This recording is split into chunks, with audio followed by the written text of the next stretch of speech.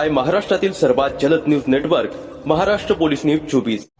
रायगड जिल्ह्यातील महत्त्वाची मोठी बातमी समोर आली आहे।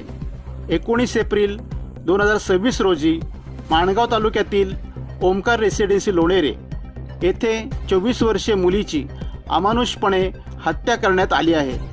हत्या करणारा नराधम आरोपी फरार झाला आहे। या रायगड हत्याकांड प्रकरणातील आरोपी सराईत गुन्हेगार असल्याचे समोर आले आहे। माणगाव लोणेरे येथे एका तरुणीचा मृतदेह आढळलेला होता आणि या प्रकरणातील जो आरोपी आहे त्याच्या स्वतःच्या 2 वर्षाच्या मुलीची हत्या त्याने केली होती। त्याची माहिती समोर येत आहे।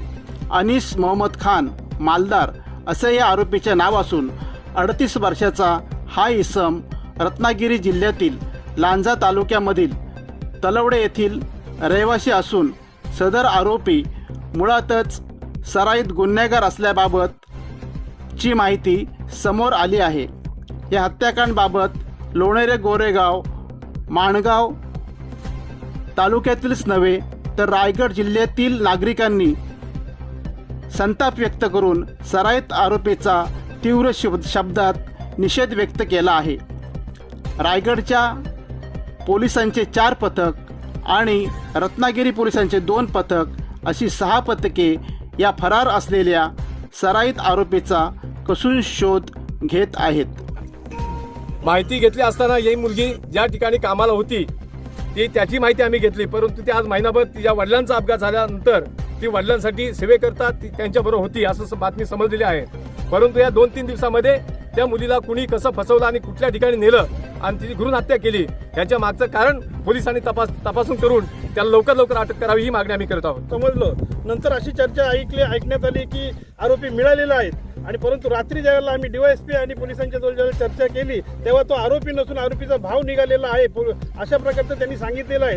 रात्री SP साहेब देखील त्या ठिकाणी येऊन गेलेले आहेत, तरी देखील त्यांनी आरोपी कोण आहे त्याचा तपास करायला पाहिजे। याच्यामध्ये लोकांमध्ये संभ्रम निर्माण केला जात आहेत आणि संभ्रम निर्माण केल्यामुळे आम्ही या ठिकाणी आज बॉडी ताब्यात घेतली, नाही तर ती बॉडी देखील आम्ही ताब्यात घेतली नसती जोपर्यंत आरोपी भेटत नाही तोपर्यंत। परंतु पोलिसांनी त्याची दखल घेऊन त्याला ताबडतोब अटक करावी।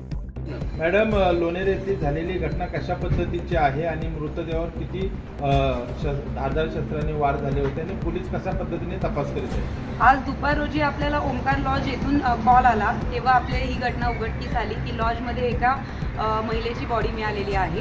त्यानंतर आपण तात्काळ तिथे फॉरेन्सिक टीम पाठवलेली आहे। त्याच्यानंतर डॉग स्क्वॉड आणि फिंगरप्रिंट एक्सपर्ट यांच्या माध्यमातून आपण घटनास्थळावरून गुन्ह्याच्या दृष्टीने उपयोगी असलेले पुरावे आपण जप्त करत आहोत आणि तांत्रिक तपासाच्या माध्यमातून आपण आरोपीचा शोध घेणार आहोत। सध्या स्थितीला आपण प्राथमिक स्वरूपात गुन्हा दाखल करून घेतलेला आहे आणि आपण पुढील तपास करत आहोत। मॅडम, हे प्रकरण कुठेतरी लव जिहादशी संबंधित आहे असं वाटतंय का तुम्हाला? प्राथमिक दृष्ट्या तरी आता तसं काही सांगता येणार नाही। आपण तपास करत आहोत आणि लवकरात लवकर आपण आरोपीला शोधून पकडू, त्यानंतर या सर्व गोष्टी पुढे येतील। जी महिलांचा मृतदेह लॉजवर सापडला ती एकटीच होती का त्यासोबत कोण होता? त्या दृष्टीने आपण अजून तपास करत आहोत। आजच आपल्याला दुपारच्या दरम्यान घटना घडल्याचं कळालेलं आहे, त्यावरती आपण तपास करत आहोत सगळ्या दृष्टीने।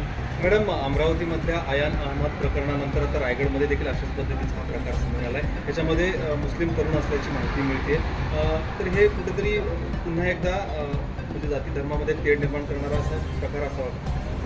नाही, मी जसं सांगितलं की आपण आता सगळ्या दृष्टीने तपास करत आहोत। आपल्याला प्राथमिक माहिती अजून कसल्या स्वरूपात मिळालेली नाहीये, तरी आपण सगळ्या बाजूने तपास करणार आहोत या घटनेचा आणि तपासाअंती जे निष्पन्न होईल ते तसं आपण पुढे प्रोसीड करूया।